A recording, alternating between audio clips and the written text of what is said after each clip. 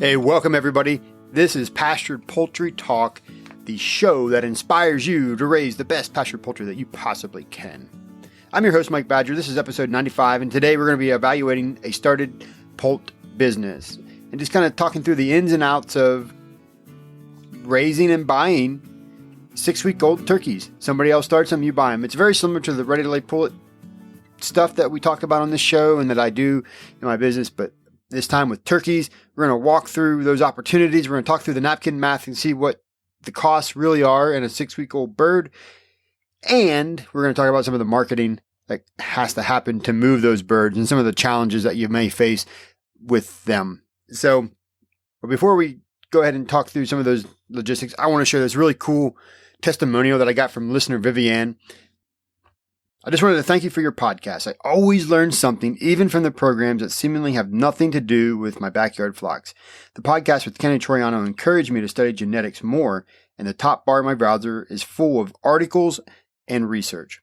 I'm not an Academy member of Kenny's, but I am learning from his YouTube and podcast and articles. I am looking at my Dominiques with renewed interest and trying to figure out what I can do with my Pilgrim goose flock. Lacking a better source of genetics, I am reviewing Livestock Breed Conservancy's A Conservation Breeding Handbook. She talked a little bit more about some breeding stuff, but she wraps it up by saying, even though I'm not interested in adding any more meat bird customers to our list, a lot of what you discuss, especially in marketing, can be applied to our sheep enterprise. Thank you, and my best to Christy. But this testimonial really encapsulates the reason we do the show. I love that idea that it inspires her to do some research and learn more about genetics. That's great. That's why we have people like Kenny on. That's why we have this show. And I really do truly hope and believe that as we go through and you listen to shows, there's always something there. There's always a nugget. The question always becomes, do you want to stick through enough to get that nugget? Do you want to put the time in to get that nugget? A lot of times I find out my listeners do. You guys hang tight, and I appreciate that. Without further ado, let's go ahead and jump into some turkey talk. I happen to like turkeys. I didn't always like them. They were kind of difficult for me to raise earlier on in my experience. I lost entire batches of turkeys within the first 48 hours. I've smothered them. I've let them die at 7 weeks because they were fed inappropriately. And really, for me, the thing that turned my turkey experience around was I realized they weren't chickens. We can talk about that in another episode, and it will probably wait till 2020 now for the beginning of the 2020 season, to be quite honest with you, because those first months really are critical for your turkey raising. And the problem most of us have is we just treat them like chickens, or we don't give them really any of the attention that they deserve. And that's the challenge. That's the core underlying issue with turkeys that manifests itself with high mortality and lots of health problems and issues raising them, right? This brings us to the opportunity that exists with started 6-week-old turkeys, which is what I want to talk about here in this show. And the opportunity, or the problem, I guess, really that producers find themselves in, they're coming into Thanksgiving, they realize they have more sales than they have turkeys, or they could sell more turkeys if they had them. So that's the first challenge. The second challenge is they start turkeys and they have mortality. They have some kind of event that drastically cuts into the numbers of their flock. So, and the same thing may happen, right? They're going to have more sales than they have turkeys to slaughter and put into Thanksgiving. And this isn't like chickens where you might have a couple batches, 6-8 batches a year to get it right, to catch up any slack. Turkeys, you got one holiday. One holiday is it. Thanksgiving is when turkeys, that's the big day, right? You miss it and you can't participate, right? Your customers aren't getting a turkey from you. And that's what makes the opportunity for these started poults to be out there, to come to fruition. And what I've noticed is, well, let me just back up and just kind of walk the overview of where I'm at right now in 2019 with my turkey. So this year we ordered several hundred, 300 turkey poults, day olds, And the intent was to sell some as day old, to raise some for started, and then to raise some out all the way to Thanksgiving for consumers. As I record this, we're kind of in that middle phase. We've completed the day old purchase that happened back in July. I actually just sent out a bunch of birds at 6 weeks, and now I have a stack of birds that I got to sell. I'm going to keep probably 5, 7 of them, 8 maybe for myself throughout the year. And then I got this pool of turkeys that I expect to sell some of them down the line to other farmers that might need them. And I expect to sell some for people for the Thanksgiving tables. So that's the general approach that I'm taking to turkeys. And it fits pretty well with what I do with ready to lay pullets. I'm actually raising these birds, which I enjoy. I want to raise them. If you've ever raised turkey and you have those challenging moments, Spence talks about it on the Fighting Farmer podcast in episode 49. He's got turkeys. He got 150, 180 turkeys coming in the end of July, I guess it was. And they got lost in the mail or got delayed in the mail. They came in late, and consequently, many of them died. So he's down from 150 to now about 20, 25 turkeys. Just a month and a half later, 2 months later. That's the sickening, disheartening challenge. And shipping turkeys in July and August, which is when we do most of our mail order turkeys for the Thanksgiving market, is very, very tough. It's hard. It's the dead of summer. It's the most inhospitable time of year you could possibly imagine. So that's why I'm ramping up to get to the day old market so that I can justify going to pick them up at the hatchery, bring them back, and then distribute them to the people in my vicinity. And that's probably I expect to be the biggest piece of what I do in 2020. We're going to grow that started poult opportunity just a little bit more, and we'll see where that goes, quite honestly. I'm looking forward to it. The way this works for me is I'm looking at this as kind of the cash flow, and with each step, I'm reducing my risk of turkeys, right? But I'm also providing a product I'm getting paid for. I'm bringing cash in for the turkeys throughout their life. Because if you think about it, a Thanksgiving turkey may eat 40 or 50 pounds of feed. That's a lot of feed. So if you're going to carry 300 turkeys, that's a big feed bill before you get anything out of them. So the way it works for me is the day olds brings in cash, will offset the initial cost of the day old poults. Depending on how many I sell there, it could very well pay for everything. And then raise them to 6 weeks. Again, I'm getting paid for the time and the labor and the feed and the cost of the poult, and a profit, which will be carried forward. So that's bringing cash in at 6 weeks. And then I just got to make that 10-week slog to Thanksgiving to get rid of the rest of the birds and get the rest of the cash back out. But at each of those points, as a grower, I'm reducing my risk a little bit and getting something out of those turkeys. And if you buy them at 6 weeks, you're reducing 6 weeks of your risk. You don't have to carry those turkeys. You don't have to deal with predation or disease or anything else. You want 30 turkeys, you buy 30 turkeys. Is kind of how it works out. I realized last year in 2018, I realized that there was probably a market for this. Like, I had some turkeys, a couple dozen, sold them on Facebook. They all went pretty well. I was a little cheap in the price, so there wasn't an issue selling them. I just wanted to move them. But proved that there was a market out there. People would buy them if I had them. And I also, that validated what I knew before, in that several farms that I know actually buy 6-week-old poults, or I guess they're not poults at that point, 6-week-old turkeys from a farm in Pennsylvania, and they buy them by the hundreds, and they pay anywhere from, $15, $16 a poult, depending on how many they get. So knowing what I know about the history of people buying those birds and my experience in moving a few of them last year, I come into 2019, and I actually was approached by somebody to raise several hundred, 300 turkeys to 6 weeks.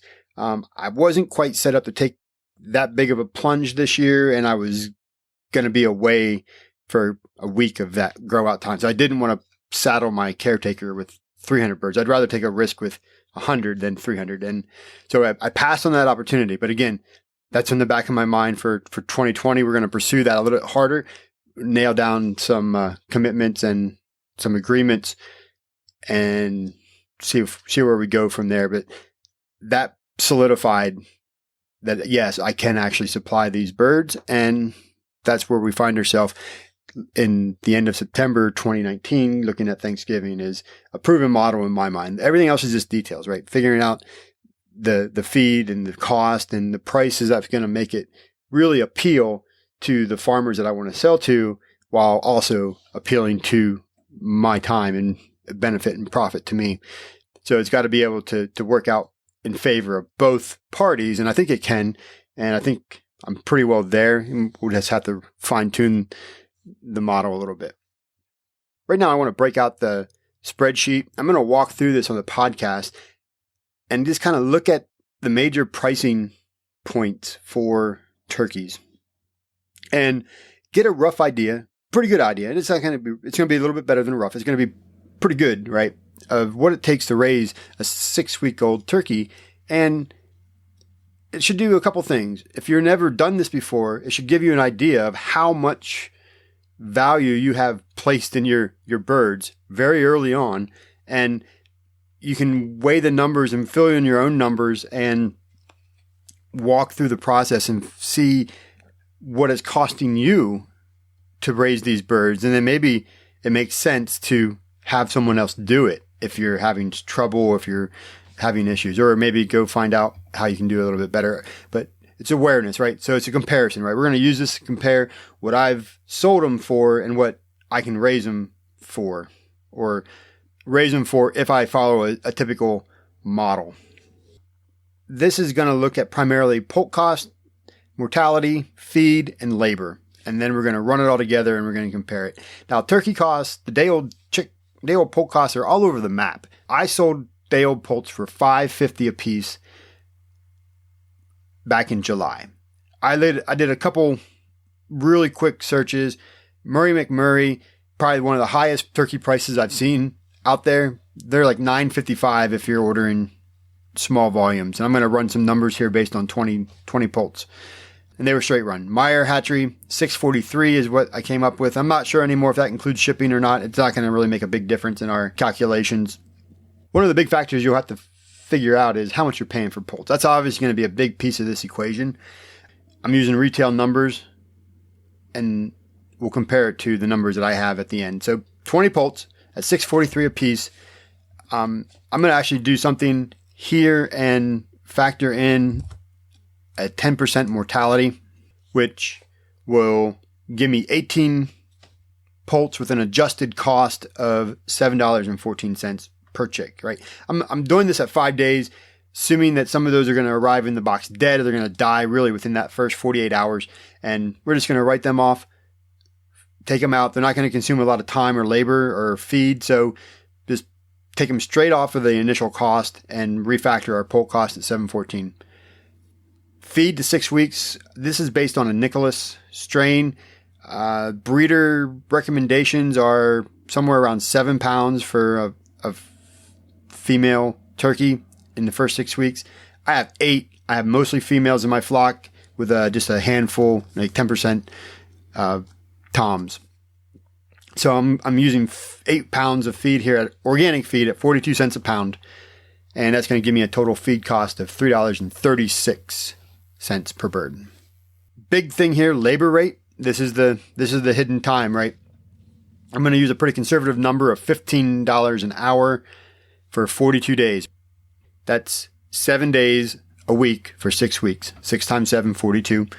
Sorry if you knew that. Just want to make sure. Labor, we're going to go here and say that our labor it should be probably 15 minutes. I would think a day. That'll give you a couple minutes in the morning, a couple minutes in the afternoon, and when the turkeys are younger, you should be in that brooder several times a day, taking care of them and giving them that parent figure. If you're not, then if you're looking at this number and you're like 15 minutes a day, Mike, that's hogwash. I do 5, and your mortality is above like 10, 15, or 20%. That's probably one of the reasons why. You got to spend some time with your turkeys. It's important. 15 minutes is probably the least amount. That gives us a labor cost of $8.75 a turkey at $15 an hour. If you're in a different area, you're closer to an urban environment and you would have to pay a farmhand. Maybe you pay a farmhand $20 an hour. Now you've got $11.67 into that turkey. So you got to kind of look at these numbers in the context of where you're at. Summary costs here: poult $7.14, feed $3.36, labor $8.75, gives me a $19.25 per turkey. Then I'm going to go ahead and add in another mortality calculation here, just an overage, right? This is a buffer to account for, some loss in that day, that day 6 through 42. And we're just going to multiply $19.25 by 10%. So times 1.1, I get a new napkin total of $21.18. And you'll notice that I did not count feeders, waterers, grit, bedding, electricity. I did not count the shelter brooder costs. Okay. So these are all the things that I did not count in this calculation. I don't really need to. It's not relevant. I get the information we have with the immediate direct inputs. And you can compare that. And so if you're following this model, my example says $21 to raise your own, buy it from me for $16. You can save $5 a poult. Now, let's say that you're really cantankerous and you say, I can do my chores in 10 minutes and do just fine. That's fine. Let's change the labor to 10 minutes at $15 an hour. And you can see you're still over the cost that it takes me to raise it. You're $17.97 versus the $16 that I sold it. And obviously this only makes sense if you're purchasing, if you care about the organic feed. If I have organic feed, if I use the non-organic feed, I can probably source that for close to 25 cents a pound. So I change the feed value out there and you can actually see, check this out. This is important. The comparison changes. It's basically a wash at the moment. I know that even using a 20% mortality, which is effectively what I'm doing, I'm cheating a little bit on the back end. What I know to be true is that's pretty right on. Unfortunately, personal experience, just being around talking to people, 20% is pretty common. Lots of people run 30%. The folks, one of the farms that I sold 6-week-old birds to, factored in basically a 33%. They assumed that they would lose a third of their flock. They were only selling 10, so they bought 15. That's 33%. And they happened to they didn't start turkeys this year. They were looking for started turkeys. They found me. They happily paid for 10 of them, and they got the turkeys they needed without incurring the risk of raising it. Like I incurred their risk essentially. Part of the math on my end works because I'm not paying $6.43 for a turkey.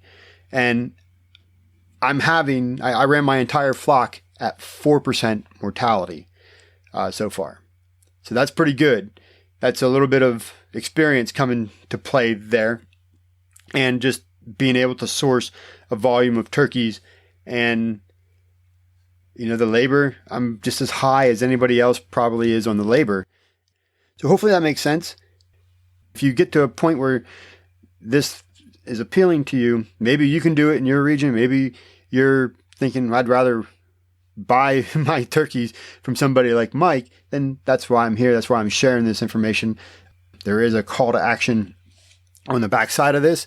If this appeals to you in 2020, reach out to me and let's talk and work through the numbers and see what we can do together. I'm happy to put the risk in to raise the turkeys for the first 6 weeks so that you don't have to.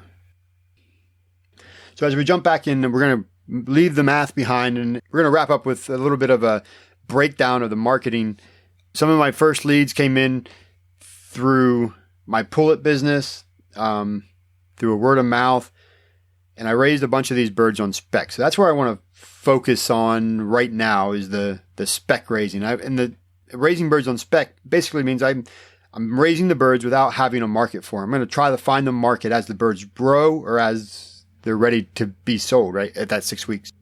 I did a Facebook ad and I did a Craigslist ad. So let's talk about the Facebook ad first. I spent $30 to target pastured poultry growers in Pennsylvania. And I excluded vegans and vegetarians and those people who usually antagonize your ads. And the call to action on that ad was, send me a message and learn more. Ask me about them. I want the message in Facebook. So I got 15 direct responses. So the ad converted 15 people, and that was $2 a conversion, which I'm ambivalent about whether or not that's okay. I don't have any context. The challenge I ran into, though, was when people responded and found out the price, they were gone. They were out. They wanted nothing to do with it. And I knew this was the challenge, right? I'm asking $16 for a 6-week-old turkey fed organic feed, and I want to be paid for my labor and a profit, because I know being paid for my labor and a profit in the right circumstances is going to be a better value than what you might have experienced raising your own turkeys. Quite honestly, I'm searching for like the 1% of the pastured growers out there who are going to see my ad. Like that 1% of everybody who's going to see it will resonate with that, will understand it intuitively. And most of the backyard folks that you actually attract on Facebook, that's just not going to be the case, right? They're not going to get it. They're not going to they're going to bristle at that number. And they did. That's fine. But I did make one sale from my Facebook ad. Guy bought 4 turkeys for a total sale of $64. If you're thinking about the cost of my customer acquisition there, it was $30 for a $64 sale. And hopefully, maybe, possibly in April, I'm going to sell them a dozen, 20 ready to lay pullets. And at that point, maybe I'll break even in my advertising cost, right? I don't know. And we'll see. It's crazy that's the way it worked out. I didn't find really the right people in my Facebook advertising. It could have been the ad. It could have been the targeting. Maybe I just wasn't quite clear. I don't know. I didn't throw a lot of more money at it, but the ad got views. It got traction. It got comments. It got conversions. It was just the price. The price did not convert the people. They were having nothing of it. And that's fine. So then the second ad I ran was on Craigslist. And this got less traffic, less results, less calls. But I actually found my target customer via Craigslist. And this was a pastured poultry farm from a couple hours away. They didn't start their turkeys this year. They had probably too busy, I think is what they said. So they were looking for started turkeys, and they found me. And they reached out. They found the Craigslist ad. They reached out, and they were happy to pay the $16 for the 10 turkeys, because they're the ones that started 15 in order to sell 10. So $160 and a couple hours in the truck worked out for them when they needed it. They didn't really haggle. They didn't haggle the price. They just accepted it. They knew it. They knew the value. They knew the challenges that they had. And that's the kind of customer I was looking for on Facebook. I didn't find it. We'll see what 2020 brings with those folks. I think they'll probably at least be day-old customers, because in 2020, my plan is to have enough volume to go to the hatchery and bring the day-olds back so that we can avoid 2 days in the mail, right? Because my turkeys spent 2 full days in the mail in August. I'm sorry, the end of July, the very end of July. It's just too much. That's too risky. We had a little bit dip in temperature. It was kind of nice and moderate, but it's just a hard time of year. So I'd rather drive the 6 hours, 12 hours, run the round trip to go get them and bring them back. So to do that, I need more volume. I think next year I'll have it, and we'll really provide a valuable service in those day-old turkeys. So that's what I knew about the marketing. It wasn't so good. I still have a couple that I'd like to sell, quite honestly. I had a day-old customer stiff me with about a dozen turkeys. He didn't pick them up. If I could get rid of those yet, I'd be very, very happy. But what I've already started doing, the marketing that I think is probably most effective is just one-on-one conversations with the producers that I know. And I've already started those conversations and be like, hey, I'm raising turkeys. Do you think you'll need some turkeys? I know a lot of times you need turkeys in November. I think I have some for you.